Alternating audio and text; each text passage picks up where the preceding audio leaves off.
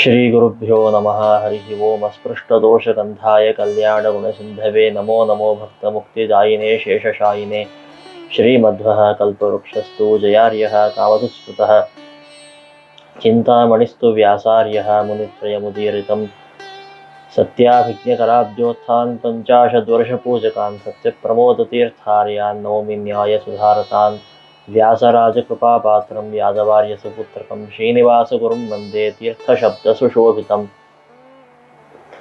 ಶ್ರೀ ಗುರುಭ್ಯೋ ನಮಃ ಹರಿ ಓಂ. ಇವತ್ತು ವ್ಯಾಸಯೋಗಿ ದಶಕ ಎಂಬುವ ಶ್ಲೋಕದ ಚಿಂತನವನ್ನು ಮಾಡೋಣ.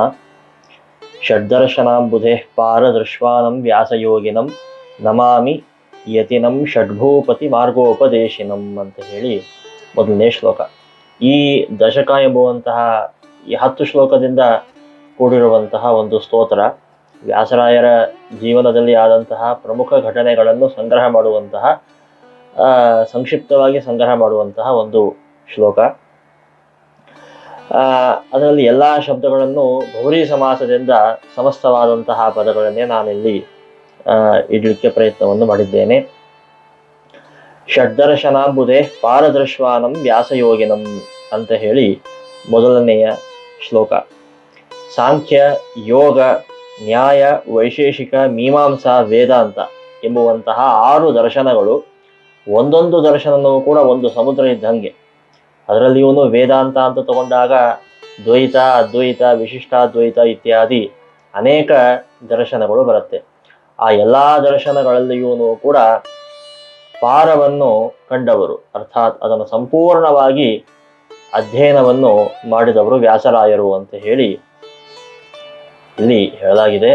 ವ್ಯಾಸಯೋಗಿ ಚರಿತೆಯ ಪ್ರಕಾರವಾಗಿ ಸೋಮನಾಥ ಕವಿಗಳು ವ್ಯಾಸರಾಯರು ಸುಮಾರೊಂದು 12 ವರ್ಷವಿದ್ದಾಗಲೇನೆ 6 ದರ್ಶನವನ್ನು ಕೂಡ ಅಧ್ಯಯನ ಮಾಡಿದ್ದಾರೆ ಅಂತ ಹೇಳಿ. ಯಾವ 12ನೇ ವಯಸ್ಸಿಗೆ ಒಬ್ಬ ಹುಡುಗ ಆಟ ಆಡೋ ವಯಸ್ಸಲ್ಲಿರ್ತಾನೋ ಆ ವಯಸ್ಸಲ್ಲೇನೆ ವ್ಯಾಸರಾಯರು ಈ ಸಮುದ್ರದಂತೆ ಇರುವಂತಹ ಅತ್ಯಂತ ಕಠಿಣವಾದ 6 ದರ್ಶನಗಳನ್ನು ವ್ಯಾಸರಾಯರು ಅಧ್ಯಯನವನ್ನು ಮಾಡಿ ಕಂಚಿ ದೇಶದಲ್ಲಿ ಈ 6 ದರ್ಶನಗಳಲ್ಲಿಯೂ ಕೂಡ ವಾಕ್ಯಾರ್ಥವನ್ನು ಮಾಡಿ ವ್ಯಾಸರಾಯರು ಆ ವಾಕ್ಯಾರ್ಥದಲ್ಲಿ ಗೆದ್ದಿದ್ದರು ಅಂತ ಹೇಳಿ ಸೋಮನಾಥ ಕವಿಗಳು ಹೇಳ್ತಾರೆ. ಹಾಗಾಗಿ ಷಡ್ದರ್ಶನಾಂಬುದೇಹೇ ಪಾರದೃಶ್ವಾನಂ, 6 ದರ್ಶನಗಳಲ್ಲಿಯೂ ಕೂಡ ಒಳ್ಳೆಯ ಪರಿಣತಿಯನ್ನು ಪಡೆದವರು ವ್ಯಾಸರಾಯರು ಅಂತ ಹೇಳಿ ಇಲ್ಲಿ ಸ್ತೋತ್ರ ಮಾಡಲಾಗಿದೆ. ಮತ್ತು ವ್ಯಾಸಯೋಗಿನಂ ಅಂತ ಹೇಳಿ ವ್ಯಾಸರಾಯರು ಎಂಬುವಂತಹ ಯೋಗಿಗಳನ್ನು ನಮಸ್ಕಾರ ಮಾಡುತ್ತಿದ್ದೇನೆ ಅಂತ ಹೇಳಿ. ಯೋಗಿ ಎಂಬುವ ಶಬ್ದಕ್ಕೆ ಏನರ್ಥ ಅಂತಂದರೆ, ಬ್ರಹ್ಮವೈವರ್ತ ಪುರಾಣದಲ್ಲಿ ಸ್ವರ್ಣೇ ಲೋಷ್ಠೆ ಗ್ರಹೇ ಅರಣ್ಯೆ ಸುಸ್ನಿಗ್ಧೆ ಚಂದನೆ ತಥಾ ಸಮತಾಭಾವನಾ ಯಸ್ಯ ಸಯೋಗಿ ಪರಿಕೀರ್ತಿತಃ ಅಂತ ಹೇಳಿ ಹೇಳಿದ್ದಾರೆ. ಸ್ವರ್ಣ, ಲೋಷ್ಠ, ಗೃಹ ಅಂದರೆ ಮನೆ, ಅರಣ್ಯ, ಈ ಎಲ್ಲ ಪ್ರದೇಶದಲ್ಲಿಯೂ ಕೂಡ ಎಲ್ಲ ಪದಾರ್ಥದಲ್ಲಿಯೂ ಕೂಡ ಯಾರಿಗೆ ಸಮತಾಭಾವನ ಇದೆಯೋ ಅವರನ್ನೇ ಯೋಗಿಗಳು ಅಂತ ಹೇಳಿ ಕರೆಯುತ್ತಾರೆ ಅಂತ ಹೇಳಿ ಬ್ರಹ್ಮವೈವರ್ತ ಪುರಾಣದಲ್ಲಿ ಹೇಳಿದ್ದಾರೆ. ಅಂದರೆ ಸ್ವರ್ಣ ಅಂತಂದರೆ ಬಂಗಾರ, ಉಪಲಕ್ಷಣತೆಯ ಬೆಳ್ಳಿ ಇತ್ಯಾದಿ ಪದಾರ್ಥದಲ್ಲಿಯೂ ಕೂಡ ಪದಾರ್ಥದಲ್ಲಿ ಸಮತಾಭಾವನ ಉಳ್ಳವರು ಅಂತ ಅರ್ಥ. ಸಮತಾಭಾವನ ಅಂತಂದರೆ ಇದು ನನಗೆ ಬೇಕು ಅಂತೂ ಇರಬಾರ್ದು, ಇದು ನನಗೆ ಬೇಡ ಅಂತೂ ಇರಬಾರ್ದು, ಇದು ಸಮತಾಭಾವನ.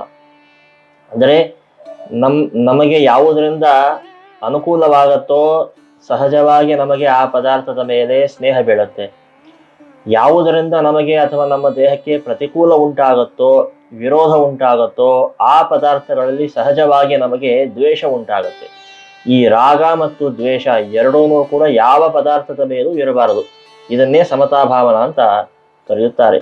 ಏತಾದೃಶವಾದ ಸಮತಾಭಾವನ ಯಾವ ಮನುಷ್ಯನಿಗೆ ಸ್ವರ್ಣದಲ್ಲಿ, ಬಂಗಾರದಲ್ಲಿ, ಲೋಷ್ಠ ಎಂಬುವ ಶಬ್ದಕ್ಕೆ ಮಣ್ಣಿನ ಮುದ್ದೆ, ಅದರಿಂದ ಮಾಡಲ್ಪಟ್ಟಿರುವಂತಹ ಮಡಿಕೆ ಮುಂತಾದವುಗಳು, ಅರಣ್ಯದಲ್ಲಿ, ಕಾಡಿನಲ್ಲಿ, ಮನೆಯಲ್ಲಿ, ಮತ್ತು ನಮಗೆ ಸುಸ್ನಿಗ್ಧ ಅತ್ಯಂತ ಪ್ರೀತ್ಯಾಸ್ಪದವಾಗಿರುವಂತಹ ಪದಾರ್ಥ, ಈ ಎಲ್ಲ ಪದಾರ್ಥದಲ್ಲಿಯೂ ಕೂಡ ಯಾರಿಗೆ ಸಮತಾಭಾವನ ಹಿಂದೆ ಹೇಳಿದ ಪ್ರಕಾರವಾಗಿ ಇಚ್ಛಾ ಮತ್ತು ದ್ವೇಷ ಯಾರಿಗೆ ಇಲ್ಲವೋ ಅವನನ್ನು ಯೋಗಿ ಅಂತ ಹೇಳಿ ಕರೆಯುತ್ತಾರೆ.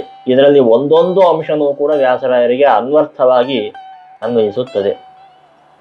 ಮೊದಲಿಗೆ ನೋಡುವುದಾದರೆ ಸ್ವರ್ಣ ಅಂತ ಹೇಳಿ, ಬಂಗಾರದಲ್ಲಿ ವ್ಯಾಸರಾಯರಿಗೆ ಸಮತಾಭಾವನ, ಅರ್ಥಾತ್ ಬಂಗಾರದ ಮೇಲೆ ಯಾರಿಗೂ ದ್ವೇಷ ಅಂತೂ ಬರಲಿಕ್ಕೆ ಸಾಧ್ಯ ಇಲ್ಲ. ಇಚ್ಛಾ ಬರಬಹುದು, ಆ ಇಚ್ಛಾ ಇಲ್ಲದೆ ಇದ್ದವರು ವ್ಯಾಸರಾಯರು, ಸಮತಾಭಾವನ ಉಳ್ಳವರು ವ್ಯಾಸರಾಯರು. ಯಾಕಂತಂದ್ರೆ ಷಟ್ಚಕ್ರವರ್ತಿಗಳಿಗೆ ವ್ಯಾಸರಾಯರು ರಾಜಗುರುಗಳಾಗಿರುತ್ತಾರೆ. ಆದ ಕಾರಣ ಆ 6 ಜನ ಚಕ್ರವರ್ತಿಗಳು ಕೂಡ ವ್ಯಾಸರಾಯರಿಗೆ ಅನೇಕ ಬಂಗಾರದ ಸುರಿಮಳೆಯನ್ನೇ ಮಾಡ್ತಾರೆ ವ್ಯಾಸರಾಯರ ಮೇಲೆ. ಬಂಗಾರದ ಭಾಂಡಿಗಳು, ಬಂಗಾರದ ಆಭರಣಗಳು, ಪಾದುಕೆಗಳು, ಪೀಠಗಳು, ಪಾದಪೀಠಗಳು, ಸಿಂಹಾಸನಗಳು, ಬಂಗಾರ ಛತ್ರಚಾಮರಗಳು ಇತ್ಯಾದಿ ಅನೇಕ ಬಂಗಾರದ ಪದಾರ್ಥಗಳನ್ನು ವ್ಯಾಸರಾಯರಿಗೆ ಸಮರ್ಪಣೆ ಮಾಡಿದರೂ ಕೂಡ ಆ ಎಲ್ಲಾ ಪದಾರ್ಥಗಳನ್ನು ಕೂಡ ವ್ಯಾಸರಾಯರು ಪಾರ್ಶಿಯಾಲಿಟಿ ಇಲ್ಲದೇನೆ ಎಲ್ಲರಿಗೂ ಅದನ್ನ ಹಂಚಿಬಿಡ್ತಾರೆ. ಒಂದು ವೇಳೆ ಅವರಿಗೆ ಬಂಗಾರ ಬೇಕು ಅಂತ ಇಚ್ಛೆ ಇತ್ತು ಅಂತಂದ್ರೆ ತಾವೇ ಅದನ್ನು ಇಟ್ಕೊಳ್ಬಹುದಾಗಿತ್ತು, ನಮ್ಮ ಮಠಕ್ಕೆ ತಗೊಂಡು ಹೋಗಿ ನಮ್ಮ ಮಠವನ್ನೇ ಅಭಿವೃದ್ಧಿ ಮಾಡಿಸಬಹುದಾಗಿತ್ತು. ಆದರೆ ಅದನ್ನ ಮಾಡಿಲ್ಲ ವ್ಯಾಸರಾಯರು. ಎಲ್ಲವನ್ನು ಕೂಡ ಶಿಷ್ಯವರ್ಗಕ್ಕಷ್ಟೇ ಅಲ್ಲ, ಅಲ್ಲಿರುವಂತಹ ಅನೇಕ ಸೇವಕರಿಗೆ, ಸಾಮಂತ ರಾಜರಿಗೆ, ಬೇರೆ ಬೇರೆ ದೇಶದಿಂದ ಬಂದಿರುವಂತಹ ರಾಜರಿಗೆ, ಬೇರೆ ಯುರೋಪ್, ಪರ್ಷಿಯಾ ಇತ್ಯಾದಿ ದೇಶಗಳಿಂದ ಬಂದಿರುವಂತಹ ರಾಜರಿಗೆ, ಪ್ರವಾಸಿಗಳಿಗೆ ಎಲ್ಲರಿಗೂ ಕೂಡ ವ್ಯಾಸರಾಯರು ಅವನ್ನೆಲ್ಲವನ್ನು ದಾನ ಮಾಡ್ತಾರೆ, ಕೊಡುತ್ತಾರೆ ಅವನ್ನೆಲ್ಲವನ್ನು ಕೂಡ. ಆದ್ರಿಂದ ನಮಗೆ ಇದರಿಂದ ಏನು ತಿಳಿದು ಬರುತ್ತೆ ಅಂತಂದ್ರೆ ವ್ಯಾಸರಾಯರಿಗೆ ಸ್ವರ್ಣದಲ್ಲಿ ಯಾವುದೇ ವಿಧವಾದಂತಹ ರಾಗ ಅರ್ಥಾತ್ ಇಚ್ಛಾ ಇದು ನನಗೆ ಬೇಕು ಎಂಬ ಆಸೆ ಅವರಿಗೆ ಇರಲಿಲ್ಲ ಅಂತ ಹೇಳಿ ಗೊತ್ತಾಗುತ್ತೆ. ಆಮೇಲೆ ಅರಣ್ಯ ಅಂತ ಹೇಳಿ, ಕಾಡಿನಲ್ಲಿ ಯಾರಿಗೂ ಆಸೆ ಬರುವ ಸಾಧ್ಯತೆ ಅಂತೂ ಇಲ್ಲ, ಬಂದ್ರೆ ದ್ವೇಷ ಬರಬಹುದು. ಆ ದ್ವೇಷ ವ್ಯಾಸರಾಯರಿಗೆ ಇರಲಿಲ್ಲ. ಕಾಡಿನಲ್ಲಿ ಸಮತಾಭಾವನ ಇತ್ತು ವ್ಯಾಸರಾಯರಿಗೆ ಅಂತ ಹೇಳಿ ನಾವಿಲ್ಲಿ ಚಿಂತನವನ್ನು ಮಾಡಬೇಕು. ಯಾಕಂತಂದ್ರೆ 8ನೇ ವಯಸ್ಸಿಗೆ ವ್ಯಾಸರಾಯರು ಸನ್ಯಾಸ ಸ್ವೀಕಾರ ಮಾಡಿದವರು. ಸನ್ಯಾಸಿಗಳು ಅಂತಂದ್ಮೇಲೆ ತಾವು ಸಂಚಾರ ಕ್ರಮೇಣ ಅನೇಕ ಕಾಡುಗಳಿಗೆ, ಅನೇಕ ದೇಶಗಳಿಗೆ ಅವರು ಸಂಚಾರ ಮಾಡುವಂತಹ ಪ್ರಸಂಗಗಳು ಬರುತ್ತದೆ. ಒಂದು ವೇಳೆ ವ್ಯಾಸರಾಯರು ನನಗೆ ಅರಣ್ಯ ಬೇಡ, ಎಲ್ಲಪ್ಪ ಅರಣ್ಯದಲ್ಲಿ ಎಲ್ಲಿ ಇರೋದು, ಇರಲಿಕ್ಕೊಂದು ವಾಸಸ್ಥಾನ ಇರೋದಿಲ್ಲ, ಮೇಲೊಂದು ರೂಫ್ ಇರೋದಿಲ್ಲ, ಮಳೆ ಬಂದರೆ ನೆನಿಬೇಕು, ಬಿಸಿಲು ಬಂದರೆ ಸುಡಬೇಕು ಇತ್ಯಾದಿ ಅನೇಕ ಸಮಸ್ಯೆಗಳು ಆಗತ್ತೆ, ಅದಕ್ಕೆ ನನಗೆ ಅರಣ್ಯ ಬೇಡ ಅಂತ ಹೇಳಿಲ್ಲ ವ್ಯಾಸರಾಯರು. ಅರಣ್ಯಕ್ಕೆ ಹೋಗ್ಬೇಕಾ, ಅರಣ್ಯಕ್ಕೆ ಹೋದ್ರು, ನಗರಕ್ಕೆ ಹೋಗ್ಬೇಕಾ, ನಗರಕ್ಕೆ ಹೋದ್ರು. ಅವರಿಗೆ ನಗರವೂ ಒಂದೇ, ಅರಣ್ಯವೂ ಒಂದೇ. ಆದ್ದರಿಂದ ಅರಣ್ಯದಲ್ಲಿ ಇವನು ವ್ಯಾಸರಾಯರಿಗೆ ಸಮತಾಭಾವನ ಇತ್ತು ಎಂಬುದಾಗಿ ನಾವಿಲ್ಲಿ ಚಿಂತನವನ್ನು ಮಾಡಬಹುದು. ಆಮೇಲೆ ಗೃಹೆ ಅಂತ ಹೇಳಿ, ಮನೆಯಲ್ಲೂ ಕೂಡ ವ್ಯಾಸರಾಯರಿಗೆ ಸಮತಾಭಾವನ ಇತ್ತು. ಮನೆಯಲ್ಲಿ ಸಮತಾಭಾವನ ಅಂತಂದ್ರೆ ನಾವಿಲ್ಲಿ ತಿಳಿಬೇಕಾದ ವಿಷಯ, ಮನೆಯಲ್ಲಿ ಯಾರಿಗೂ ದ್ವೇಷ ಬರಲಿಕ್ಕೆ ಸಾಧ್ಯವಿಲ್ಲ. ತಾನು ಇರುವಂತಹ ತಮ್ಮ ಅಪ್ಪ ಅಮ್ಮಂದ್ರು ಇರುವಂತಹ ಮನೆಯಲ್ಲಿ ಯಾರಿಗೂ ಕೂಡ ದ್ವೇಷ ಬರಲಿಕ್ಕಂತೂ ಸರ್ವಥಾ ಸಾಧ್ಯ ಇಲ್ಲ. ಅತ್ಯಂತ ರಾಗ ಇಚ್ಛಾನೇ ಬರುತ್ತೆ. ಆ ಇಚ್ಛೆನೂ ವ್ಯಾಸರಾಯರಿಗೆ ಇರಲಿಲ್ಲ. ಸಣ್ಣ ವಯಸ್ಸಿನಲ್ಲೇನೆ, ಯಾಕೆ ಹುಟ್ಟಿದ ಕೂಡಲೇನೆ ವ್ಯಾಸರಾಯರು ಮನೆಯನ್ನು ಬಿಟ್ಟು ಮಠಕ್ಕೆ ಬ್ರಹ್ಮಣ್ಯ ತೀರ್ಥರ ಹತ್ತಿರಕ್ಕೆ ಬಂದವರು. ಹುಟ್ಟಿದ ಕೂಡಲೇನೆ ಬಂದಂತಹ ಸಣ್ಣ ಕೂಸು ಬಂದಂತಹ ಒಂದು ಕಥೆ ನಾವು ಕೇಳ್ತೇವೆ. ಆದ್ರಿಂದ ವ್ಯಾಸರಾಯರಿಗೆ ಮನೆಯಲ್ಲಿ ಇಚ್ಛಾ ಇರಲಿಲ್ಲ ಎಂಬುವ ಶಬ್ದಕ್ಕೆ ಇದು ನನಗೆ ಇಷ್ಟ ಸಾಧನ, ನಾನು ಇಲ್ಲೇ ಇರಬೇಕು ಎಂಬ ಒಂದು ಆಗ್ರಹ, ಹಠ ವ್ಯಾಸರಾಯರಿಗೆ ಇರಲಿಲ್ಲ ಎಂಬುದಾಗಿ ನಾವಿಲ್ಲಿ ಅನುಸಂಧಾನವನ್ನು ಮಾಡಬಹುದು. ಸುಸ್ನಿಗ್ಧೆ, ಸ್ನಿಗ್ಧ ಎಂಬುವ ಶಬ್ದಕ್ಕೆ ಪ್ರೀತ್ಯಾಸ್ಪದ ಅಂತ ಹೇಳಿ ಅರ್ಥ. ನಮಗೆ ಅತ್ಯಂತ ಬೇಕು ಅಂತ ಇಚ್ಛೆ ಪಡುವಂತಹ ಒಂದು ಪದಾರ್ಥ. ಅಷ್ಟೇ ಅಲ್ಲ, ಸುಸ್ನಿಗ್ಧ ಬಹಳ ಪ್ರೀತ್ಯಾಸ್ಪದವಾದಂತಹ ಪದಾರ್ಥ ಅಂದ್ರೆ ಯಾವುದು ಅಂತಂದ್ರೆ, ಒಬ್ಬ ಮನುಷ್ಯನಿಗೆ ಅತ್ಯಂತ ಪ್ರೀತ್ಯಾಸ್ಪದವಾದಂತಹ ವಸ್ತು ಅಂತ ಬಂದರೆ ಪಾಯಿಂಟ್ ನಂಬರ್ 1 ಯಾವುದು ಬರೋದು ಅಂತಂದ್ರೆ ತಾನೇ ಅತ್ಯಂತ ಪ್ರೀತ್ಯಾಸ್ಪದವಾಗಿರುವಂತಹ ಪದಾರ್ಥ. ಪಾಯಿಂಟ್ ನಂಬರ್ 2 ಬರೋದು ನಮ್ಮ ದೇಹ. ಈ ದೇಹನೇ ಎಲ್ಲರಿಗೂ ಕೂಡ ಅತ್ಯಂತ ಪ್ರೀತ್ಯಾಸ್ಪದವಾಗಿರುವಂತಹ ಪದಾರ್ಥ. ಆದ್ದರಿಂದಲೇನೆ ಈ ದೇಹಕ್ಕೆ ಯಾರಾದರೂ ಹೊಡೆಯಲಿಕ್ಕೆ ಬಂದರೆ ನಾವು ತಕ್ಷಣದಲ್ಲಿ ಪ್ರತಿಕ್ರಿಯೆಯನ್ನು ತೋರಿಸ್ತೇವೆ. ನಮಗೆ ಯಾರಾದರೂ ಅವಮಾನ ಮಾಡಲಿಕ್ಕೆ ಬಂತು ಅಂತಂದರೆ ಆವಾಗಲೂ ನಾವು ಪ್ರತಿಕ್ರಿಯೆಯನ್ನು ತೋರಿಸ್ತೇವೆ. ಆದ್ದರಿಂದ ದೇಹ ಮತ್ತು ತಾವು ಸೆಲ್ಫ್, ಈ ಎರಡೂ ಪದಾರ್ಥದಲ್ಲಿಯೂ ಕೂಡ ಒಬ್ಬ ಮನುಷ್ಯನಿಗೆ ಅತ್ಯಂತ ಅಭಿಮಾನ, ಪ್ರೀತಿ ಇರುತ್ತೆ. ಆ ಸುಸ್ನಿಗ್ಧವಾದಂತಹ ದೇಹದಲ್ಲಿಯೂ ಕೂಡ ವ್ಯಾಸರಾಯರಿಗೆ ಸಮತಾಭಾವನ ಇತ್ತು. ಈ ದೇಹ ನನಗೆ ಇಷ್ಟ ಸಾಧನ ಅಂತ ಅವರು ಅನ್ಕೊಂಡಿರಲಿಲ್ಲ. ಈ ದೇಹದಲ್ಲಿಯೂ ಕೂಡ ಅವರಿಗೆ ಸಮತಾಭಾವನ ಇತ್ತು ಎಂಬುದನ್ನು ನಾವು ಅವರ ಚರಿತ್ರೆಯಿಂದಲೇ ಕಾಣಬಹುದು. ಯಾಕೆ ಅಂತಂದ್ರೆ ಸನ್ಯಾಸ ಸ್ವೀಕಾರ ಮಾಡೋಕ್ಕಿಂತ ಮುಂಚೆನೆ ವ್ಯಾಸರಾಯರು ಸುಮಾರೊಂದು 7ನೇ ವಯಸ್ಸಿಗೂ 8ನೇ ವಯಸ್ಸಿಗೂ ಸುಮಾರು ಆ ಸಮಯಕ್ಕೆ ವ್ಯಾಸರಾಯರು ಕಠಿಣವಾದಂತಹ ವ್ರತವನ್ನು ಮಾಡಿದ್ದಾರೆ. ಏನು ವ್ರತ ಅಂತಂದರೆ, ಹಸುವಿಗೆ ಆ ನವಣಕ್ಕಿಯನ್ನು ತಿನ್ನಿಸಿ ಆ ಹಸುವಿನಿಂದ ಬಂದಿರುವಂತಹ ಸೆಗಣಿಯಿಂದ ಸಿಕ್ಕಿರುವಂತಹ ನವಣಕ್ಕಿಗಳನ್ನು ಶೋಧನೆ ಮಾಡಿ ಅದನ್ನು ಬೇಯಿಸಿ ಕೇವಲ ಆ ನವಣಕ್ಕಿಯನ್ನಷ್ಟೇ ತಿಂತಿದ್ದರಂತೆ. ಎಷ್ಟು ಸಿಗಬಹುದು ನಮಗೆ ನವಣಕ್ಕಿ? ಒಂದು 4-5 ಕಾಳು ಸಿಗಬಹುದು. ಅದನ್ನಷ್ಟೇ ದಿವಸಕ್ಕಷ್ಟೇ ತಿನ್ನೋದು. ಈ ರೀತಿಯಾಗಿರುವಂತಹ ಕಠಿಣವಾದ ವ್ರತವನ್ನು ವ್ಯಾಸರಾಯರು ಸಣ್ಣ ಪುಟ್ಟ ವಯಸ್ಸಿಗೆ ಮಾಡಿದ್ದಾರೆ ವ್ಯಾಸರಾಯರು. ಆದ್ದರಿಂದ ದೇಹದಲ್ಲಿಯೂ ಕೂಡ ವ್ಯಾಸರಾಯರಿಗೆ ಸಮತಾಭಾವನ ಇತ್ತು ಅಂತ ನಾವಿಲ್ಲಿ ತಿಳಿಯಬಹುದು. ತಥಾಚ ಸ್ವರ್ಣೇ ಲೋಷ್ಠೇ ಗೃಹೇ ಅರಣ್ಯೇ ಸುಸ್ನಿಗ್ಧೆ ಚಂದನೆ ತಥಾ ಸಮತಾ. ಚಂದನ ಅಂತಂದರೆ ಗಂಧ, ಲೇಪನ ಇತ್ಯಾದಿ ಸುಖ ಸಾಧನವಾಗಿರುವಂತಹ ಪದಾರ್ಥಗಳು ಯಾವುದರಲ್ಲಿಯೂ ಕೂಡ ವ್ಯಾಸರಾಯರಿಗೆ ಆಸಕ್ತಿ ಇರಲಿಲ್ಲ, ಸಮತಾಭಾವನ ಇತ್ತು. ಫೆರ್ನಾವೋ ನ್ಯೂನೀಸ್ ಅಂತ ಹೇಳಿ ಒಬ್ಬ ಪರ್ಷಿಯಾ ದೇಶದಿಂದ ಬಂದಿರುವಂತಹ ಒಬ್ಬ ಪ್ರವಾಸಿ.